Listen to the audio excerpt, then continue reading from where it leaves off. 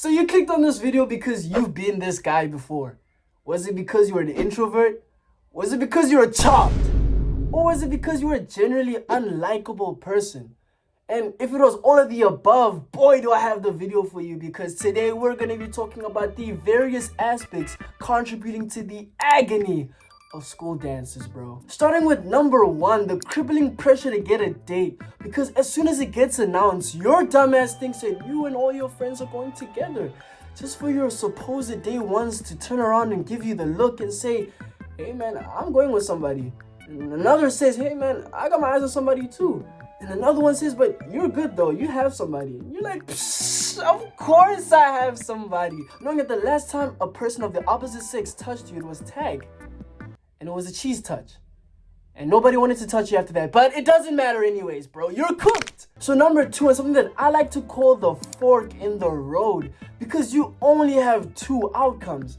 Outcome A, you somehow defy the odds and convince an actual human person to go with you.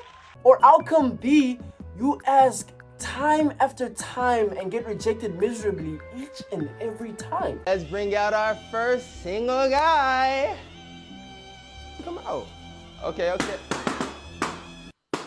And for the purpose of this video and probably your reality, we're gonna go with outcome B. Now after you pick yourself off from the floor and think of a convincing enough lie to tell your homeboys, because you would not be able to live down the fact that you got rejected more times than you've been to the school infirmary, we're on to number 3, and that's learning how to dance. Because let's just be honest, 9 times out of 10, you don't know how to do it, and it would be way more embarrassing to not have a date and also not know how to dance, bro. Like, pick a struggle at this point, bro. So you learn on TikTok, Instagram, YouTube, that dance channel that you swear you wouldn't be caught dead watching, but you need it now. You're desperate, bro. But somehow, after a couple of weeks, you go from having 2 left feet to being mildly on beat, bro. And this is perfect because deep down inside, you're hoping that your dance moves might wow them, and who knows, maybe you'll get a date on the day. At least that's what you hope. And now we're on to number 4, and it's the big day. It's the day you've been waiting for or dreading. You kind of don't know the difference anymore, but it doesn't matter because you've prepared well enough to wow the dance floor, to climb up the social hierarchy, bro. But then you realize that you wasted your time. In fact, all of you guys wasted your time because you guys end up standing like this. And it's so funny because you know deep down inside that every single one individually prepared to steal the show, but nobody wants to look like a fool in front of anybody. So now one of 2 things can happen, bro. It's either you guys continue to have a who can aura farm the best challenge the whole night, looking like that one Andrew Tate video where he was scanning the club for any danger, bro. Or you guys can end up dancing in divided sections with already familiar faces. And for the purpose of this video, I'm gonna assume that you guys started dancing in divided groups, bro. And I can't stress this enough. This wasn't a part of the plan, bro. But before you make do with the consolation that you're gonna attempt to impress your friends who are the same sex, and I reiterate again, was not a part of the plan, another problem arises, bro. It's almost like it's Murphy's Law, because the music, number 5, is the music. Because you start to hear the most family-friendly, clean version radio slop and come to the realization that the DJ that they said that they were gonna bring is really the principal's stepson that he's trying to get on the good side of, bro. And this is especially bad because not only is the music that's playing what the ancient citizens of adults think that we listen to, it's also something that they would rather listen to, bro. So now not only are you forced to endure a playlist that even your Sunday school teacher would approve of, you can't dance to this. So as to not ruin your night, you have to think about other ways to have fun. And this brings us to number 6, because as soon as you step outside to escape the cringe, awkward boredom that's happening inside of the hole, you see people having a whole different type of fun.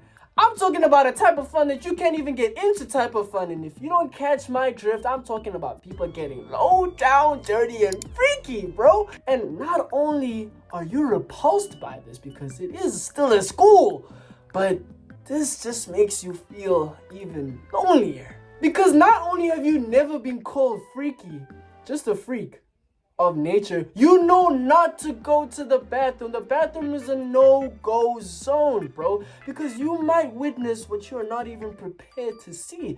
I'm talking about children might be born that night, and you're not trying to be no midwife. And just when you think that you've cut your losses because you would rather endure having to listen to the Macarena or the slide to the left, slide to the right the whole night, then be reminded of how much you don't get action. So you return to the hall. But before you return, you hear the most sappiest, mushiest, ooh la la music, and you know that it can only mean one thing. And that's number 7, and it's the slow dancing, bro. Slow dancing that makes you wish you could fast forward to your death, bro. Because you're just there in the corner seeing the couples, the dates, even the people that just met. I'm talking about unlikely people share an intimate moment. And you're just there thinking about how the barrel of a shotgun tastes, bro. This is about the only time you wish the ground staff, the custodians, the chaperones, the teachers did their job in making us have no fun, bro. Because the way that they're so close to each other, there's no room for Jesus, bro. Only person that needs Jesus is me, because I might go this night, bro. This might be the thing that pushes me over the edge. But alas, it's over now. And it was the most awkward experience of all time. So much so that you hit the cat meme looking outside the window thinking about how much better your mental health would have been if you had just stayed home. But your parents ask you, hey, how was the dance? How was the dance? You hit them with the, it's fine. Knowing that if you see pictures and videos of this event, it might be the reason why you jump. It might be the reason why you finally do it. But you can't let them know that, because they still think you're cool. And that means something. Well, at least that's all you have. And that's the end of the video, bro. And I know it was a banger. If that shit made you sad, I know it made you win. But at the end of the day, it was your friendly neighborhood content creator, Jordan Margella, here to save the day again. And if you're wondering, what the fuck is this? This is because I'm the captain of the first team, because on YouTube, we are number 1, bro. And to join the first team, look at the Discord in the description below. Follow all of the socials to support Black underground YouTubers, bro. And at the end of the day, like, comment, and subscribe to join the ride for the most underrated, underappreciated content creator in YouTube SA. It was your boy Jordan Margella, signing out.